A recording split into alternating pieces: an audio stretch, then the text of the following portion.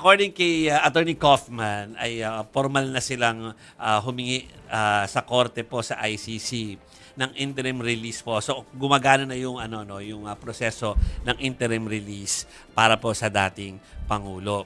At nakasaad po doon doon sa mahabang request may na mga yun promise. na inilabas doon na gusto nila na ilipat muna sa isang country na member din naman po ng Rome Statute, meaning member ng ICC.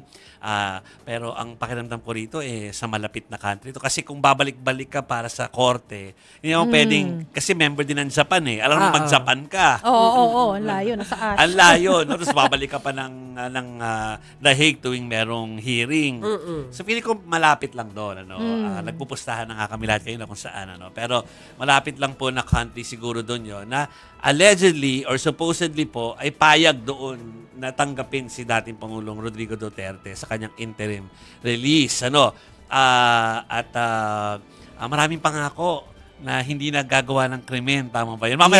Ito merong quote dito. Mr. Duterte is no longer the President of the Philippines and does not command the same influence or power he is said to have abused during the period of the alleged crimes. Yan yung nakasaad sa petisyon. Yes. Na hindi naman siya magko-continue na mag-commit ng crime. Yes. Hindi naman daw din flight risk. Kasi age then. Of course, age and health 50 years condition. old na kasi siya. So, yan po ang mga nakalatag doon. Pero syempre, hindi po nga sinabi ko saan yung possible na lipatan po ng custody ng dating Pangulo dahil ito ay hindi mo na Secret. Secret daw po.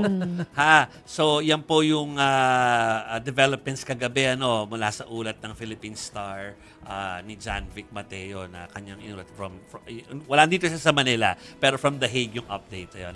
So syempre marami agad reaksyon si Attorney Cristina Conti nga para daw siyang binuhusan ng malamig na tubig Nung nabasa niya yun natutulog siya, nagising yata si Attorney Conti So, marami pang nag-react this morning at meron pong mga nagsabi na medyo makapal daw yung mukha. Yun po yung quote hindi po akin yun. Kapal ng mukha.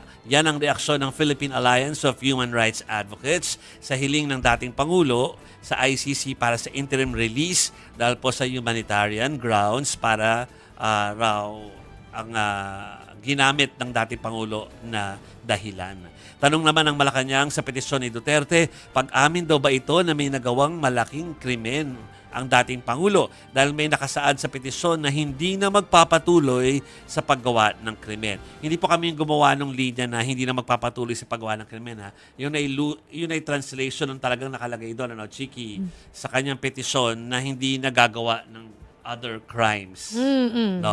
Samantala, tutol po ang pamilya ng biktima ng drug war sa petisyon dahil hindi raw sa dapat pagkatiwalaan at posibleng ma-intimidate ang mga testigo.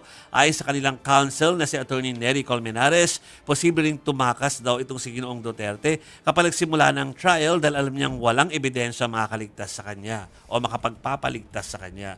Gita man ni Attorney Salvador Panelo, dapat daw palayain na si Duterte dahil legal or illegal umano ang pag-aresto sa kanya at dahil na rin sa kanyang edad at kondisyong pangkalusugan.